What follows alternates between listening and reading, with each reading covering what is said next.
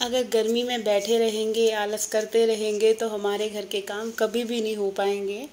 और इस आलस को दूर भगाने के लिए सबसे बढ़िया इलाज है कि सबसे पहले तो सुबह मॉर्निंग वॉक पे ज़रूर जाओ। उठो, जल्दी उठने की कोशिश करो, टाइम से उठो। तो आप देखना आपका पूरा दिन कितना बढ़िया निकलेगा और कितना स्मूथली निकलेगा, इतना अच्छा लगेगा आपको। खुद ऐसे लगेगा कि हाँ, कि अपनी लाइफ में थोड़े से चेंज लाने से हमारी जो पूरा लाइफस्टाइल चेंज हो जाता है। तो जी चलिए आज के ब्लॉग की स्टार्टिंग करते हैं। तो जी हेलो, और आप लोग कैसे हो? आई होप आप बहुत अच्छे होगे, बढ़िया होगे। और जी मेरे चैनल में आप लोगों का स्वागत है। तो आज है ट्यूसडे मॉर्निंग और ब्लॉग की स्टार्टिंग हो रही है सुबह 8 बजे से। तो जी मैं आ गई थी इधर मॉर्निंग वॉक से घर पर, और सुबह 5 बजे उठी थी। तो 5 बजे उठने के बाद जो होता है कि अपने लिए थोड़ा सा टाइम निकाल के अगर चले जाते हैं ना तो बहुत अच्छा रहता है। एक ना अजीब सी जो कहते हैं ना, एक खुशी सी मिलती है, वो होती है। और पूरा दिन एक फ्रेशनेस सी रहती है बॉडी में।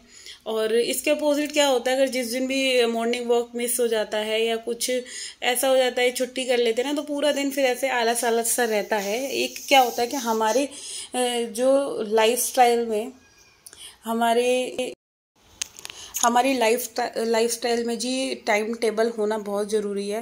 बिना टाइम टेबल के कुछ नहीं है। तो अपने जो हमें दिनचर्या है, अगर हो सके तो अच्छा सा एक बढ़िया सा अपना शेड्यूल बनाएं, टाइम टेबल बनाएं, अपने आप के लिए टाइम दे, बच्चों के लिए टाइम दे, अपने घर को किस तरह से मैनेज करना है, घर के कामों को कैसे मैनेज करना है और कितने अच्छे से मैनेज करना है।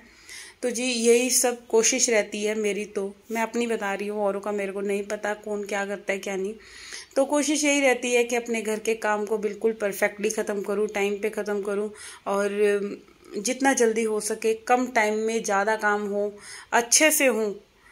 तो यही सब कुछ छोटी छोटी सी आदतें हैं। और अभी फ़िलहाल ये जो मैंने इधर पीछे से मैंने अपना जो हॉल का गेट था वो बंद कर रखा था, क्योंकि जी इतनी तेज़ आंधी चल रही है, इतनी तेज़ हवा चल रही है कि मतलब गेट इतनी तेज़ तेज़ बंद हो रहे थे। तो मैंने एक तरफ का बंद कर दिया। अच्छा क्या होता है, एक तरफ से गेट बंद कर दो तो दूसरी तरफ से हवा कम लगती है।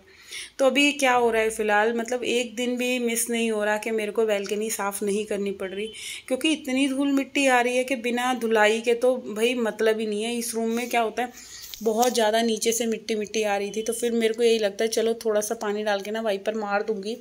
और जो धुलाई से मज़ा आता है, सफाई लगती है, वो पोछे से नहीं आ पाती।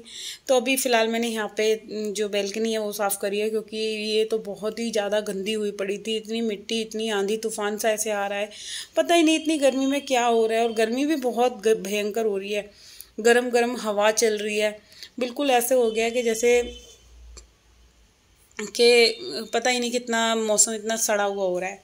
और इस सड़े हुए मौसम में तो काम करने का मन भी नहीं करता। बट मन नहीं करता, मन को मनाना बहुत ज़रूरी है। अगर मन को नहीं मनाएंगे तो काम कौन करेगा? अगर पूरे दिन बैठे रहेंगे एसी में या कूलर के आगे तो भाई काम बिल्कुल भी नहीं होंगे। तो वही है, फिर आलस वालस को त्याग के और मैं लगी यहाँ पे अपने घर के काम ख़त्म करने में। तो अभी ये सबसे पहले इसका कार्तिक का रूम मैंने क्लीन करा है, क्योंकि वो मम्मी जी के रूम में ही पढ़ाई करता है। और ये ना मैं पोछा लगा देती हूँ गेट के पास। क्या होता है, जो अब ऐसे लगाने से ना तो मिट्टी नहीं आती गेट के बाहर से। तो ये अगर हमारे पास आजकल बहुत तरह की वो चीज़ें चल रही है ना, गेट के नीचे लगा देते हैं कुछ रबर टाइप सी, तो वो नहीं है। तो मैं तो ऐसे कोई भी ख़राब जो मेरे पोछे होते हैं मैं उनको लगा देती हूँ, और ऐसे लगाने से बिल्कुल भी मिट्टी नहीं आती। अच्छा मिट्टी कब आती है, जब मम्मी जी सुबह गेट खोल देती है ना, तो भाई बहुत ज़्यादा मिट्टी विट्टी आ जाती है और पूरा जो रूम होता है वो इतना गंदा हो जाता है। मतलब रोज आना मेरे को ऐसे वाली जो क्लीनिंग होती है, डस्टिंग हो गई, ये सब चीज़ें करनी पड़ती हैं। और ये नहीं करती ना, फिर बिल्कुल ऐसे लगता ही नहीं है कि हाँ मेरा जो ये रूम की मैंने सफाई करी है, ये कहीं करी भी है कि नहीं। तो अब चलिए बारी आती है यहाँ वॉश बेसिन को क्लीन करने की। तो फटाफट से मैं इसको भी साफ़ कर दूँगी। और क्या होता है, जैसे मैं अभी कपड़े धोए हैं, तो कपड़े धोने के बाद जो पानी था वो सर्फ वगैरह का मैंने सारे बैल्कनी साफ़ कर दी हो। तो अभी मॉर्निंग में जैसे उठती हूँ ना, तो ऐसा लगता है बस अब इसके बाद ये काम कर लूँ, इसके बाद ये काम कर लूँ। तो मेरा सारा जो काम करने का तरीका है वो यही रहता है कि अगर मेरे को जितना टाइम मिल रहा है, मैं इतने टाइम में अपने घर को कितना सुंदर बना सकती हूँ, कितने जल्दी से जल्दी कम समय में अपने घर का काम ख़त्म कर सकती हूँ। तो अभी फ़िलहाल जो क्लीनिंग और डस्टिंग का है, सिर्फ 10 मिनट दे के सारी जो होती है ना डस्टिंग वगैरह का काम ख़त्म हो जाता है। तो अभी इधर वॉश बेसिन का एरिया बिल्कुल जो कहते हैं ना प्लेटफॉर्म बिल्कुल क्लीन कर दिया है। और क्या होता है जैसे जो डोर है ना, मैं इनको भी बिल्कुल साफ़ करती चलती हूँ। तो ये जो छोटी छोटी सी चीज़ें होती हैं देखने में नहीं लगती, और इनकी सफाई करने में थोड़ा सा टाइम ज़्यादा लग जाता है, क्योंकि धूल मिट्टी हर जगह ही इतनी हो रही है ना। तो पहले मैं सोच रही थी कि चलो हॉल भी क्लीन कर लेती हूँ, बट फिर मेरे को लगा नहीं, पहले मैं अभी सीढ़ियाँ वगैरह का काम कराती हूँ, क्योंकि सीढ़ियाँ साफ़ हो जाती है ना, फिर मैं ये मेन डोर बंद कर लूँगी, क्योंकि ये हवा से बहुत ज़्यादा गेट ना बहुत तेज़ तेज़ बंद हो रहे थे। तो अभी मैं आ गई हूँ ड्राइंग रूम में। अच्छा, ड्राइंग रूम में की भी वही कंडीशन है कि मतलब धूल उड़ उड़ कर आ रही है। और अभी ये मौसम जो ऐसा चल रहा है कि मतलब रोज़ सफाई कर रहे हैं, सुबह सफाई करके हट रहे हैं, शाम तक देखो ना अगर फर्श पे पैर हम रख रहे हैं तो बस वो किसिर किसिर सी नहीं होती, ऐसे हो रहा है।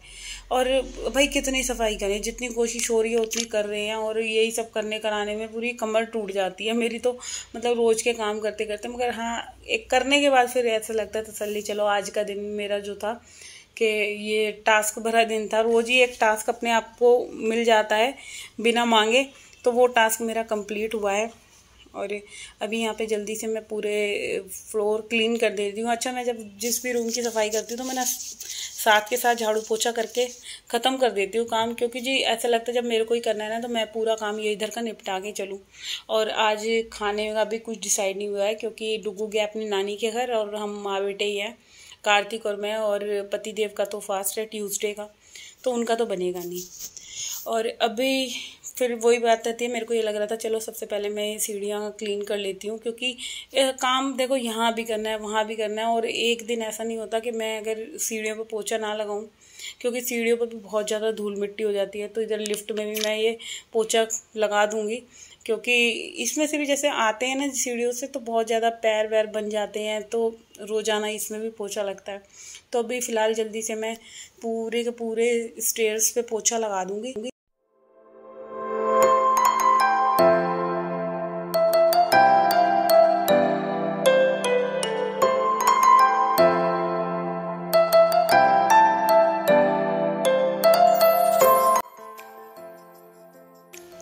अच्छा, सीढ़ियों की क्लीनिंग में भी क्या होता है जी कि जैसे ये शूज़ वगैरह उठा के रखना, सारी चीज़ों को उठाना पड़ता है, क्योंकि गेट पे मेन डोर के बाहर सारी स्लीपर्स होती हैं, शूज़ होते हैं, क्योंकि सारे ही गंदे होते हैं, जैसे कि बाहर के स्लीपर अलग हैं या अंदर के कुछ अलग हैं, तो वो सारे स्लीपर भी रोज़ाना मैं जैसे मशीन का एंड का पानी होता है उसमें धो देती हूँ। तो ये क्या होता है, देखने में लगता है कि नहीं भाई ये भी काम थोड़ा सा ये वाला मतलब 2 मिनट या 3 मिनट का होगा, पर थोड़ा सा टाइम इधर भी लग जाता है, क्योंकि ये सब चीज़ें होती हैं। अगर बाहर का हमारा मेन डोर ही फैला हुआ है, गंदा है, जूते चप्पल बिखरे हुए हैं और कूड़ा करकट है, तो कितना गंदा लगता है। तो इसीलिए बाहर की सफाई घर की सफाई से ज़्यादा मेन है, कि अंदर से ज़्यादा बाहर अगर हमारा साफ़ सुथरा रहेगा तभी हमारा अंदर का पोर्शन भी घर का क्लीन रह पाएगा। तो अभी पूरे सीढ़ियों में मेरे पोछा लग गया है, और इसके बाद अब मैं चलती हूँ घर के और सारे काम करने के लिए।